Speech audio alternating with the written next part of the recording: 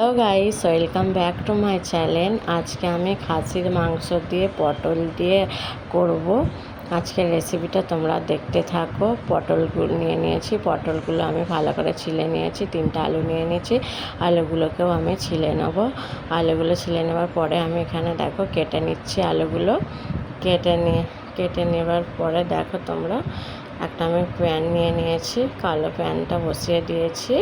আলু পটলগুলোকে আমি পটলটা আগে ধুয়ে তুলে নেব, কড়াইতে দিয়ে দেবো, ভালো করে নেড়ে চেড়ে নেবো। একটা কড়া নিয়ে নেব, পেঁয়াজ, তেজপাতা, কাঁচা লঙ্কা কুচিগুলো দিয়ে দিচ্ছি। তারপরে মশলাগুলো এর মধ্যে দিয়ে দিচ্ছি। খাসির মাংসটাও এবার দিয়ে দিলাম, নেড়ে চেড়ে এবারে আদা রসুনটাও এবারে দিয়ে দেবো। আদা রসুনটাও দিয়ে দিয়েছি, নেড়ে ছেড়ে আলুগুলোও এবার দিয়ে দেবো। আলুগুলোকে দিয়ে দেওয়ার পরে এবারে পটল ভাজাটা আছে, পটল ভাজা গরম মশলাটা আমি দিয়ে দিলাম। দিয়ে দেওয়ার পরে পটল ভাজাগুলো আমি দিয়ে দিলাম। পটল ভাজাগুলো দিয়ে দেওয়ার পরে ভালো করে আমি কষিয়ে নেব। তারপরে আমার মতন জল দিয়ে দেবো, তোমরা তোমাদের মতন জল দিয়ে দেবে। প্লিজ, কথা বলতে একটু ভুলভাল হয়ে গেছে, কিন্তু আমার ভিডিওটা তোমরা কেউ স্কিপ করে যাবে না। শেয়ার আর সাবস্ক্রাইব, লাইক করে যাবে প্লিজ প্লিজ।